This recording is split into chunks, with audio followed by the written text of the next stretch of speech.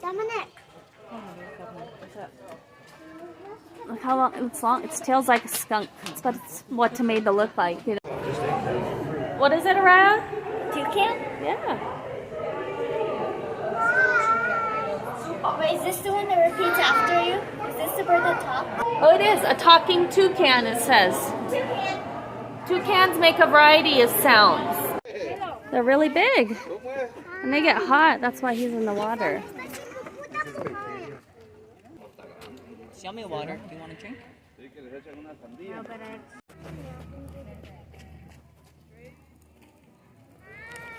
Can you hop? Hi. Can you hop? There's two by the tree. Hi, Amber. Hi, Amber. Endangered? Endangered? Do you know what endangered means? So basically, endangered is, I guess, They're in threat of extinction. so like people killing them losing.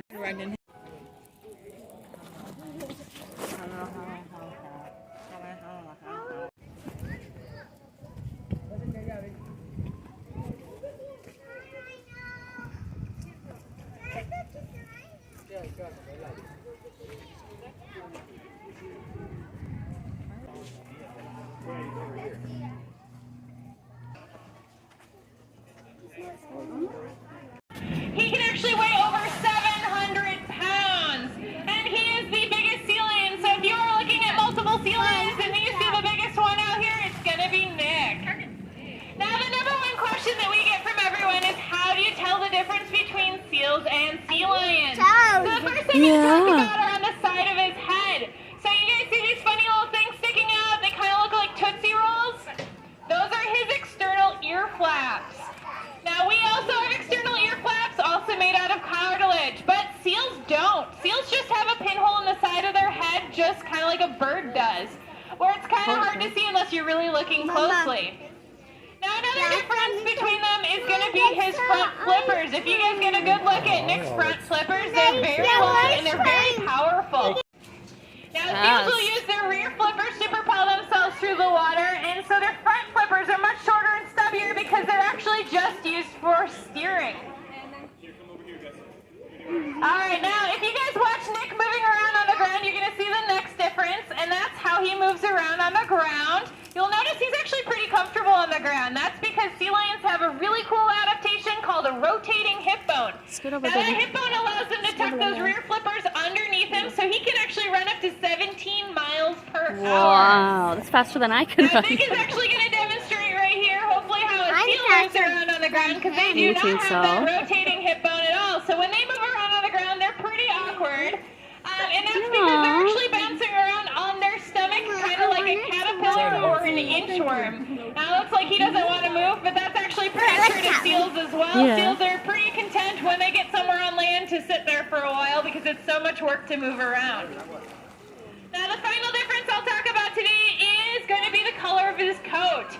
If you guys look at Nick, he's pretty much one solid color over his entire body. He doesn't have any spots or stripes on him. But if you're looking at seal species, a number of them do have patterns. So they may be striped, they may be spotted. Most of the more common seals that live in North America are going to be spotted. So that's a pretty easy way to tell them from a distance. How do we get over there? Alright, now you guys may notice that Alyssa's been doing a lot of training with Nick, and that's really, really important for him. It's a big part of his care. So we do training for three main reasons for these guys. One, mental stimulation. It's actually really good for them to constantly learn new things. And Nick's actually demonstrating another one, exercise. So we can make sure they're doing both low and high energy behaviors to make sure he gets plenty of exercise by moving those flippers at top speeds, which is really good. Now back to mental stimulation really quickly. It's really important for him. Now Nick actually knows over 50 behaviors, and some of them he's actually invented all by himself. So some of the vocals you'll hear him do are things that he's made up, and we said that's really cool, and we just started feeding him for it so that he would start offering it when we asked, which is pretty cool. Now, the last reason is actually the most important reason that we train them, and that's for their own health care. So these sea lions will voluntarily participate in their own health care. A little bit earlier, you guys saw Alyssa doing some eye drops with Nick, and that's really important for sea lions because they're actually prone to eye problems throughout their life. So we start them off with just a simple saline drop, no big deal, just like if anything you might be putting in your own eyes. But if he does have any issues with his eyes, our vets can be very proactive and ask us to switch on with a medicated drop, no problem. So we can avoid a lot of major issues by taking care of it very early on. I want one. Now we can also do things like ultrasounds. We can do things like draw their blood to check on their health. We can even give them vaccinations voluntarily as well.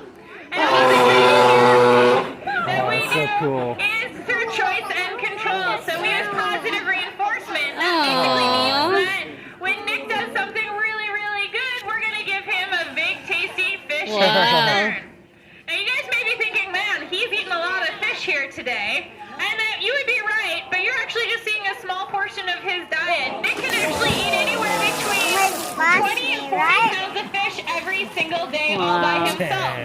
Right now, he's eating about 15,000 calories every single day. So he goes through a lot of fish. That's it. Well, guys, I hope you had so much time meeting Nick here today, and I hope you guys enjoy the rest of your day here at Denver Zoo. Goodbye, everybody. Thank you. What do you think of Abea? You want a little frog like that? They're all over. Abea. Last time we were here, it said that he was gonna die soon. That's a rat. No, that's the totem. No, What is that? that's the totem. What is that? These days, they've actually C. Alligator, crocodile. There he is. Look. Look at the crocodile. Up there. Do you see him? In it? Can you see? Well,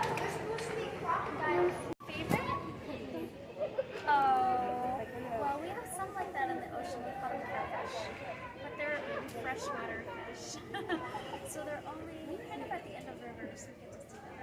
Did you have a question you wanted to ask her? You don't? She wanted to know if you're friends with Ariel. I am. You guys, do you know what? Ariel is one of the fastest mermaids. Ooh. So whenever we swim with her, we all have to keep up.